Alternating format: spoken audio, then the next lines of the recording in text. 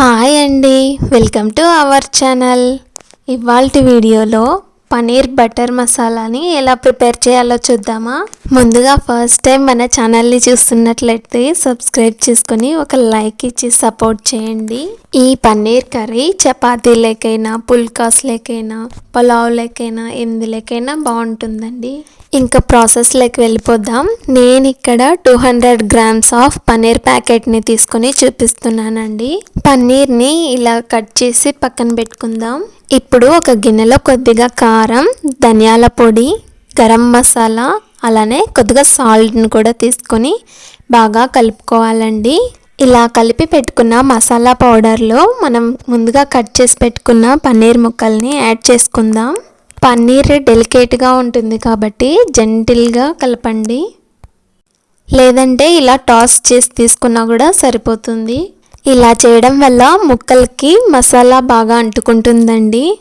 ఇప్పుడు stove on చేసి ఒక కడాయి పెట్టుకొని 2 స్పూన్స్ గీ యాడ్ చేసుకుందామండి. నెయ్యి కరిగి హీట్ అయ్యాక ముందుగా కలిపి పెట్టుకున్న పన్నీర్ ముక్కల్ని యాడ్ చేసుకుందాం.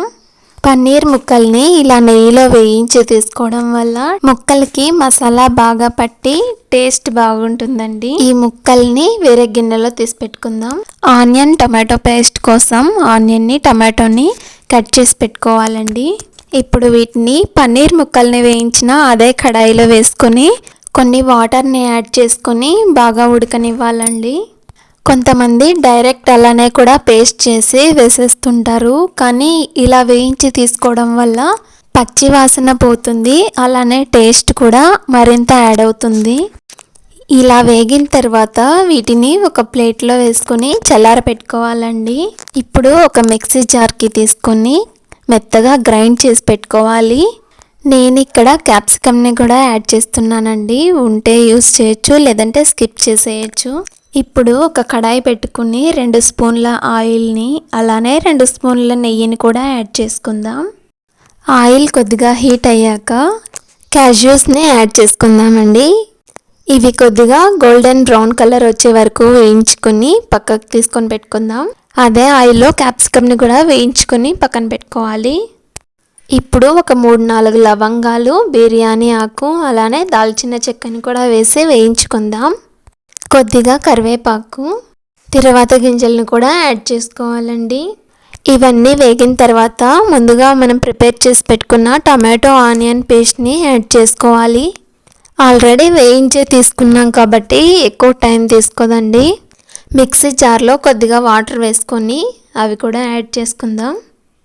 ఇప్పుడు కొద్దిగా అల్లం వెల్లుల్లి పేస్ట్ యాడ్ చేసుకుందామండి. అలానే రుచికి సరిపడా సాల్ట్, పసుపు, ధనియాల పొడి, కారం యాడ్ చేసి బాగా కలపాలండి.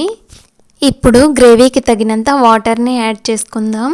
ఇది బాగా మరిగి మసిలేటప్పుడు కొద్దిగా గరం మసాలాని కూడా యాడ్ చేసుకోవాలి. ఇవన్నీ కలిసేలా ఒకసారి కలుపుకొని ఇంకా మనం వేయించి పెట్టుకున్న పన్నీర్ ముక్కల్ని యాడ్ చేసుకోవడమే. ఇవన్నీ కలిసేలా కలుపుకుందాం. వేయించి పెట్టుకున్న క్యాప్సికమ్ని కూడా యాడ్ చేసేసుకోవాలి. క్యాప్సికమ్ ఉంటే తీసుకోండి, లేదంటే స్కిప్ చేసేయండి. ఇప్పుడు మూత పెట్టి ఒక 3-4 నిమిషాలు ఉడికించుకుందాం. పన్నీర్ని ఎక్కువ టైం ఉడికిస్తే ముక్కలు చెదిరిపోతాయండి.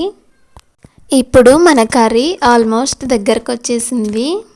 కొద్దిగా కొత్తిమీరతో గార్నిష్ చేసుకొని ముందుగా మనం వేయించి పెట్టుకున్న జీడిపప్పును కూడా యాడ్ చేసుకోవడమే.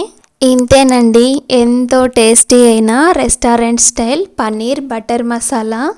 వీడియో నచ్చినట్లయితే ఒక లైక్ చేసి మీ ఫ్రెండ్స్ అండ్ ఫ్యామిలీ మెంబర్స్కి షేర్ చేయండి. Thank you for the watching.